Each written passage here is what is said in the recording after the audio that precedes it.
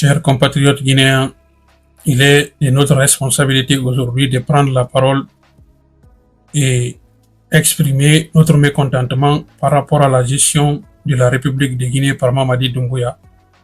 Il a décidé de dissoudre les partis politiques, quelque chose qui est inacceptable.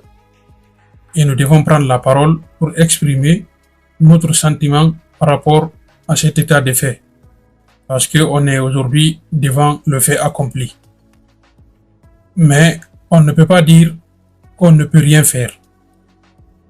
Peut-être qu'on manque de force aujourd'hui par rapport à tout ce qui se passe en Guinée, mais la force de la parole reste pour dénoncer et exprimer notre mécontentement par rapport à cette situation inconfortable sur la scène politique guinéenne. C'est extrêmement important. Baouri a dit que ceux qui ne veulent pas aller dans le sens du changement vont disparaître de par leur propre faute. Il faut l'écouter. Ceux qui refusent d'aller dans le sens du changement vont disparaître de par leur propre faute. Donc, vous avez écouté Baouri. Il dit tout simplement que ceux qui sont opposés à l'ère politique, à leur dynamisme, à leur paradigme, toute personne qui est opposée à ce paradigme va disparaître de la scène politique guinéenne. Et c'est quelque chose qui est inacceptable pour nous, parce que la Guinée n'appartient pas à un seul individu, en l'occurrence Mamadi Doumbouya.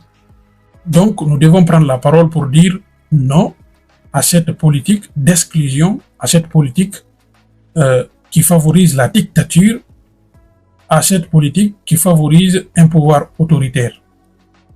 Et nous avons vu la sortie de M. Elhadji Cellou Dalein Diallo. Il a compris que ce n'est ni les dialogues, ni les élections, ni l'apaisement qui va nous conduire à un retour véritable à l'ordre constitutionnel. Sauf que si Mamadi Doumbouya entend ce que M. Cellou Dalein dit, il va rigoler dans son palais. Parce que M. Cellou Dalein, c'est maintenant qu'il se rend compte que ce n'est ni les élections, ni le dialogue qui va conduire à un retour à l'ordre constitutionnel. Donc, je me dis qu'il s'est réveillé trop tard, parce que le système déjà est installé. Oui, Cellou Dalein s'est réveillé trop tard. Nous savons désormais que ce n'est ni par le dialogue, ni par la voie démocratique, ni par les moyens légaux qu'on obtiendra des changements politiques et le véritable retour à l'ordre constitutionnel. Il n'y a pas d'autre solution. Après avoir épuisé tous les recours à l'interne et face au silence assourdissant de la communauté internationale, que de nous battre pour nous libérer par nous-mêmes. Et ce que je vais ajouter, c'est dire que M. Cellou Dalein Diallo manque de stratégie militaire. Il manque de stratégie militaire. C'est vrai qu'il n'est pas militaire, mais toute personne qui aspire à diriger la République de Guinée doit avoir une stratégie militaire. Tu dois être un fin stratège pour diriger ce pays. C'est vrai que vous êtes technocrate, vous pouvez diriger un État, mais pas la Guinée. La Guinée n'a aucune institution forte. Cellou Dalein Diallo ne peut diriger qu'un État où il y a des institutions qui sont fortes, qui sont établies. Et lui, il peut venir maintenant apporter sa contribution, contribuer à une croissance économique de notre pays, puisque c'est un économiste. Donc, mais à l'état actuel de la Guinée, on n'a aucune institution forte. Cellou Dalein Diallo, moi j'ai l'impression que vous ne pouvez pas diriger la Guinée. C'est la vérité. Il ne faut pas se voiler la face.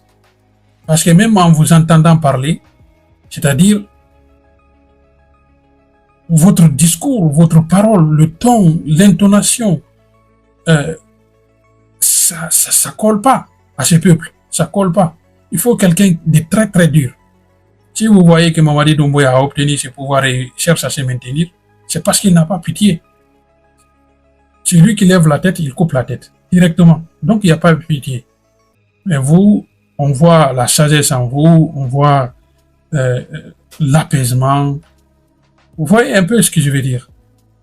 Pour diriger la Guinée, il faut être très très dur, sans pitié. C'est ça la vérité.